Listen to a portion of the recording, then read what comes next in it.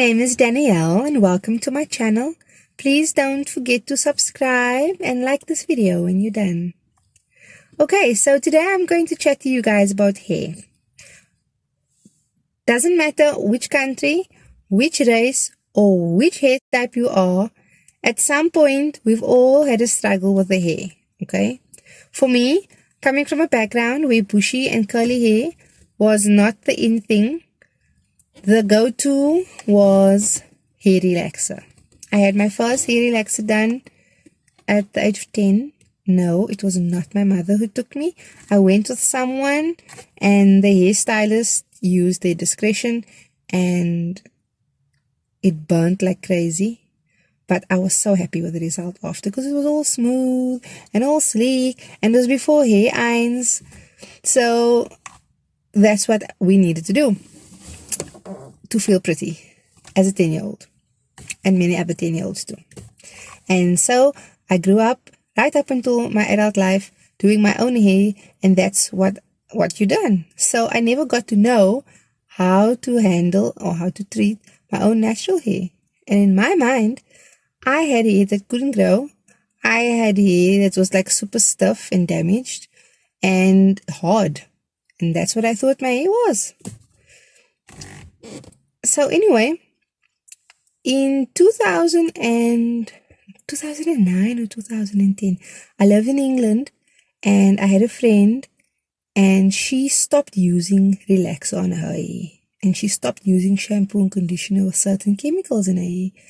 And she began treating her hair with love and kindness and respect. And that was my first contact with someone beginning to embrace the ethnic self and ethnic hair. So I then stopped using relaxer, but I didn't then maintain it in the way I'm supposed to. So I still had the damaged hair on my head, and then I had my new hair coming out, which I was not putting moisturizer on. I wasn't handling it. I just sort of left it. So it still felt quite horrible. And with the chemicalized hair and the virgin hair meets, there's a vulnerable point. So it was breaking off also. And that's really why people end up doing a big chop, because the hair that has the chemicals on can actually start to damage your virgin hair.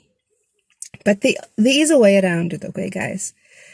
Anyway, then a few years later, I had another friend that lived in my city, my hometown, and she was just up to here. She's had it with all the chemicals and all the dryers and the flat irons, and she just marched all the way down to the hair salon. The stylist was super excited. He just started shaving, cut off the sides, left a little bit on the top. She was looking fly, had her hoops, and she styled it. And that's when I saw how natural hair should be treated. I mean, she then started experimenting with different oils and different hair butters and hair custards, and she then found what worked for her hair, and her hair looked stunning. And I mean, now it's 2020 and she's still rocking it, and she doesn't even use a dryer. She doesn't have to. She's just all natural.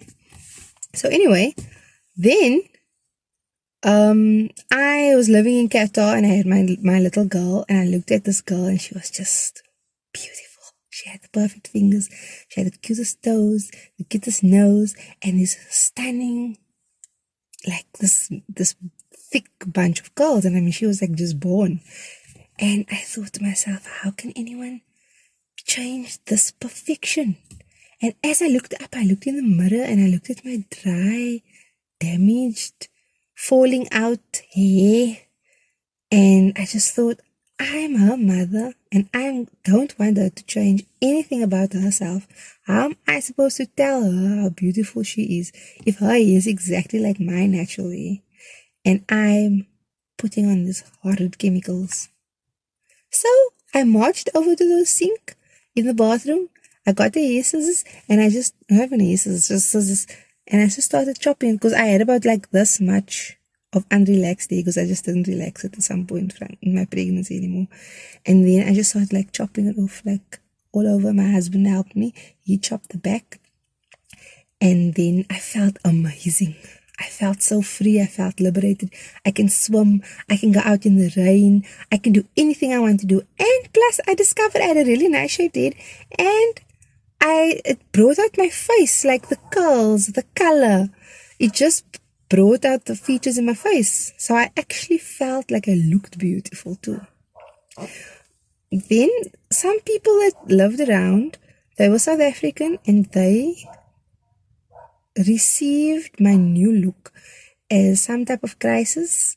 I know they probably meant well, like it came from a good place, like, are you okay?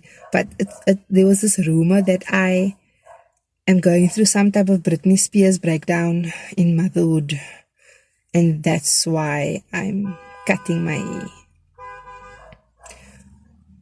Anyway, so I nipped that in the bud really quick.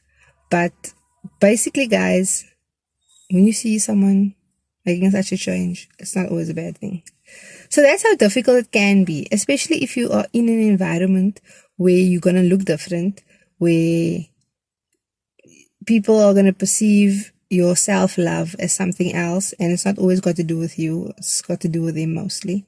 So you just do you. And then from that point, it's now, I did that big chop in April 2018. It's now the beginning of May 2020. So that's 2 years. And I mean, I never thought my hair could grow. And yes, I do blow dry it. And the reason is because I enjoy seeing the length. Because when your hair is curly, it sort of like shrinks it a bit. So then it looks shorter than what it is. So I like to blow dry mine about twice a month, sometimes once a month. Other times I do protective hairstyles. I'll put a link below for the beginners. If you are planning to do a big chop or going natural. Sorry about that, guys. Anyway, yes. So, yes, I'll put a link down below. There are certain things that you can do to put your hair in a hairstyle that protects your hair. And those are called protective styles. And I enjoy those type of styles where you do twists or bantu knots or plaits. And then it looks nice. You can walk around with it, but it stays protected. And then other times I blow dry it. The biggest thing, guys, is oil and moisture. If you've got ethnic hair, then that is going to be the way to go. But even people with fine hair, that's like on the more straighter side or bigger curl, you also need moisture to maintain your hair because that comes with curls. And there are charts out there that you can use to determine a hair type. So yes, that's what you can do. You can do that research. It's going to take time to get to know your new natural hair after you chop it off. And it is up to you to learn how to handle it and for you to learn how to manage it. Yes. So that's basically my journey. And that's what I've been doing. And so far, it's been working for me and I've been enjoying it and I will recommend it. On another note, I have lost another kilogram. So it's been 2.5 weeks and I've lost 2 kilos. In the last 3 days, it's been rough with kids and chores, and it takes time to prepare when you change your lifestyle and try and eat healthier, as with anything. And I've not been able to, or not willing to, or not finding time to, or whatever. I've not been doing that so much. But I have been fitting in healthy meals in between. So I've got to rectify that over the next few days. Social media platforms, my links are below. You can follow me. And yes, it's nice chatting to you. I hope to exercise soon, guys. There are so many exercise gurus on YouTube. I can't choose who to follow, whose program to follow. If you guys know of anyone that's doing this and you guys want to recommend that person, please share the information so that we can all do it together. I'm really struggling to find someone because I'm like a little bit unfit, so I can't just like start on level 10, you know. Let's take it easy, guys. So yes, we'll stay in touch. Please subscribe, like this video. We'll chat again soon. Bye bye.